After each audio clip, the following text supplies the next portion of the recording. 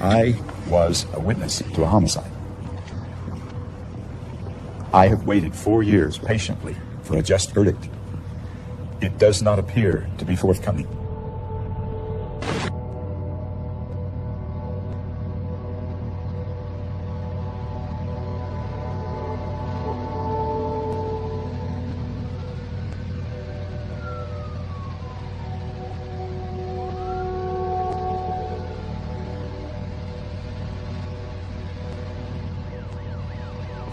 We're requesting coordination. Fire shot fire. 10-4 copy. Bravo 66. Call into Farmington Fire Station. Have them open up one of their bay doors for me. Cap 1. Ready, 14, go ahead. Yeah, I've got eyes on the back of this truck. Let me know if you need more info.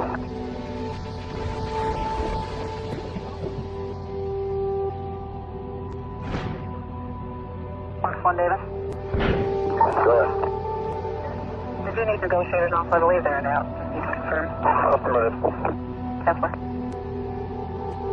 Just 1014, female's father's at the PD. Hey, just 1014 at the here on where we're at. 108. Alright, everyone. Got a Farmington police car blocking Main Street and First North. I need them to move that so the ambulance can get through, please. 10-4.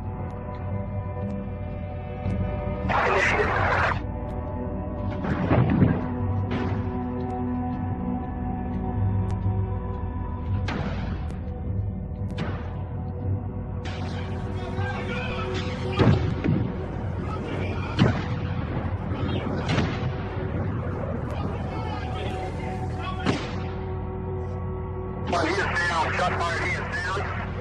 Still some medical move in. Stand by. We're going to secure him.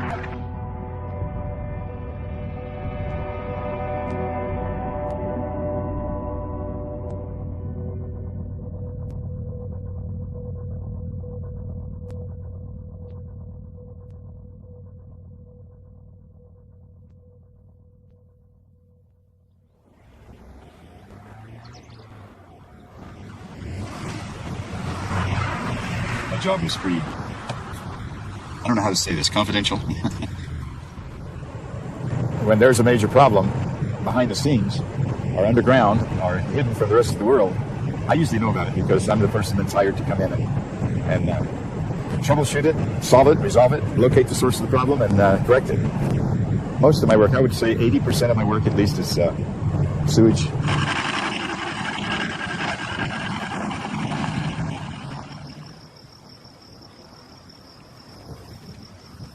Toilet vapor, whites, feminine products, anything that gets flushed in the toilet comes into this system and gets pumped away.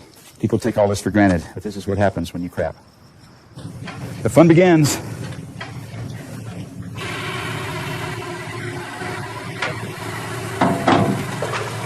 I'm about a foot deep. What I'm doing here is making it so I can extract the pump.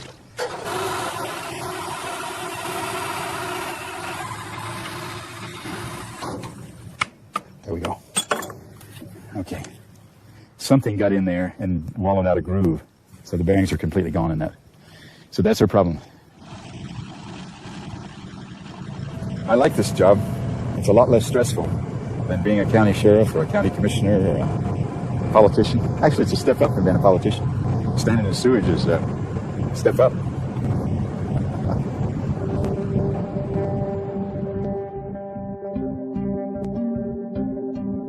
I was the youngest sheriff to be elected in the history of the state of Utah. I was 29 years old when I was elected. I actually had to learn what a sheriff did after I was elected. But by the time I took office in January of '75, I had read everything I could get my hands on that pertained to the office and the duty and the constitutional responsibility of the sheriff of the county. When he first filed to run for sheriff, I was devastated. Because I thought, oh my gosh, we don't have money. You'll never win. And he won that one. This picture over here is when I was in the Marine Corps, outstanding graduate. This is a police officer with Bountiful City. This is when I served as Davis County Commissioner in the mid-'80s.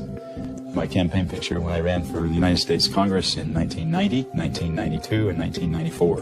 And I lost all 3 times to Congressman Jim Hansen. This is my hangar area.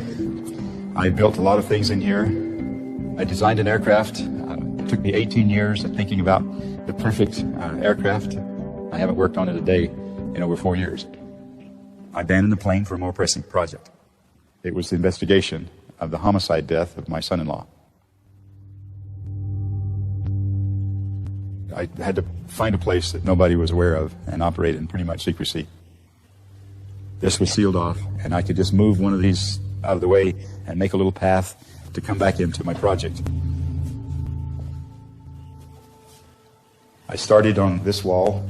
These are actual photographs of the SWAT team officers who participated.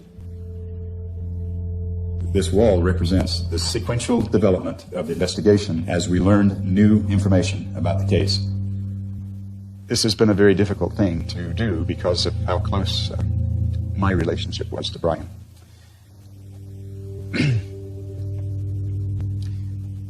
He was like a son. The tragedy changed all of our lives.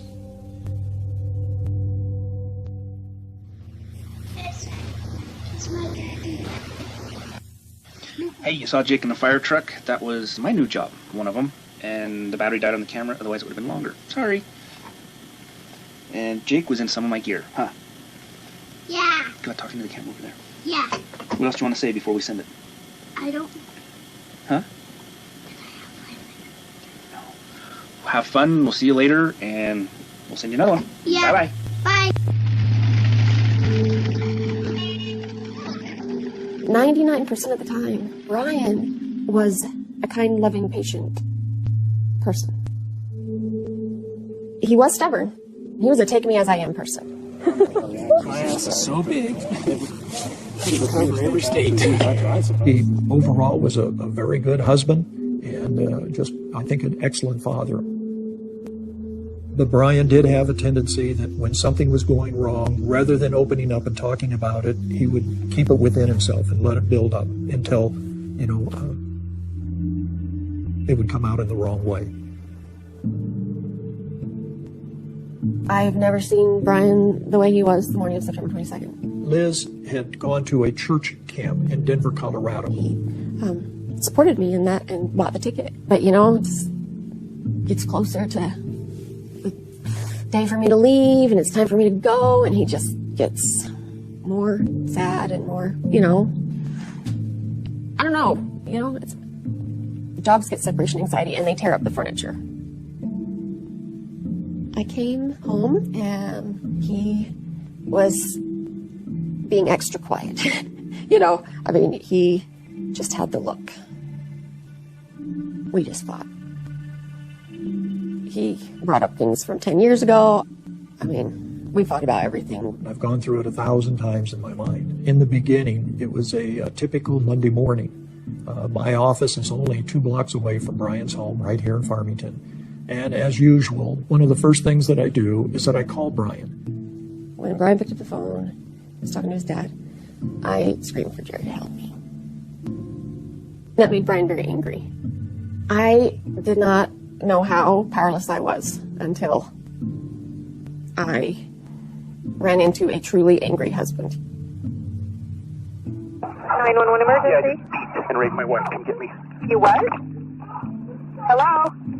When he said it, I don't know what his motivation was either, other than maybe shock value. He didn't rape me. He did hurt me. He did assault me. He had a very clear moral code himself. You just don't hurt other people, anybody. And so he would have been angry at himself probably for that, frustrated. And where do you go from here? I walked up to the door, and I could tell the atmosphere was pretty heavy. I could tell something was wrong. Hello? Hi, what's it? This is the 911 operator. What's going on over there? It's okay. His dad's here now. It's what? It's fine. His dad's here now. It's fine. No, what's going on over there? I have to send somebody. What's going on over there? Is this Liz? I don't need to send anyone. I don't want to talk to anybody. 1075, 125 East, 100 North, 125 East, 100 North. Brian climbed into his truck, he rolled the window up in the car, and he turned the music on. He turned it up quite loud. and he didn't want to communicate or talk. Within probably 4 or 5 minutes, there were 2 police officers that pulled up in their patrol cars. He had 2 handguns. He rolled down the passenger side window. He took one of the pistols and he did fire a round into the plywood next to the truck. It was just his way of saying that I do have weapons and they are loaded. And I knew at that point that we have kind of a serious situation. Tango 19. We're requesting SWAT team here. Shots fired, shots fired. 10-4 copy.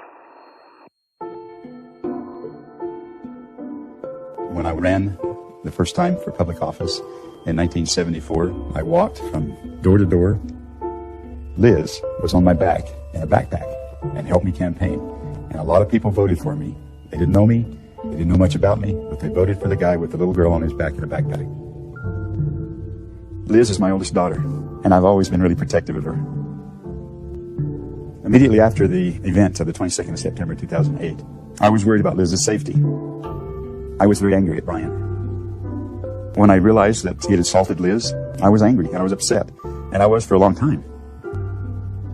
And I fully expected that Brian would have been convicted and gone to jail. I have no problems with that because that's justice. I do feel that he did not deserve to die. There would have been, and should have been, legal consequences.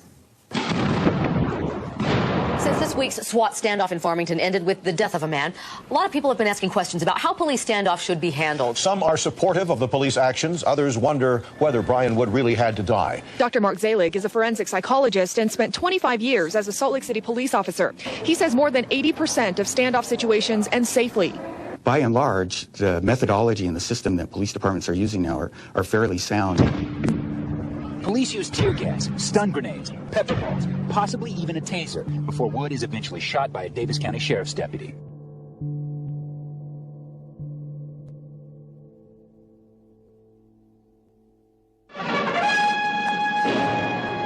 Six days of rioting in a Negro section of Los Angeles left behind scenes reminiscent of war-torn cities. The origin of the SWAT team you can trace back to 1965 with the Watts riots. These were unlike any riots the country had ever seen before. They were much more militant. They weren't confined to one part of the city. Daryl Gates was an inspector at LAPD and was in charge of LAPD's response to the Watts riots. And Gates was troubled by the way his department responded to the riots. So his idea was that LAPD needed an equally militaristic response to that. And comes up with this idea of assembling this very elite team of police officers who were highly trained, very specialized, who could respond quickly and overwhelmingly to these kinds of emergency situations. And the idea was to use violence to diffuse an already violent scenario. First raid comes in 1969 against the Black Panther holdout. The intermittent warfare between the Black Panthers and police erupted today in Los Angeles. The next high-profile raid comes a few years later against the Symbionese Liberation Army. 5 suspected members of the Symbionese Liberation Army are dead. The whole country was kind of watching this. This was the big tabloid crime stories at the time. This whole thing was nationally televised. And that raid really kind of propelled SWAT into the mass culture.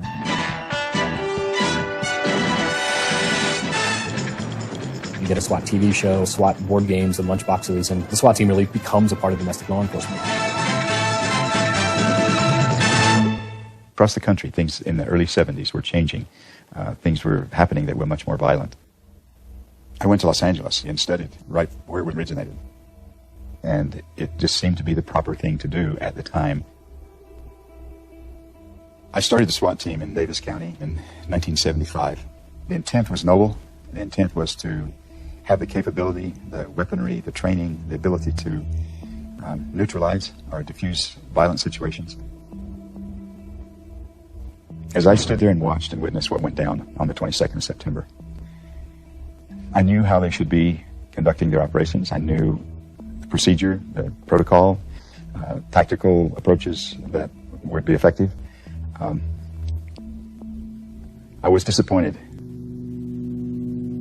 But at the same time, I consistently comforted my family members. I explained to Jerry, they're professional, they know what they're doing. We have to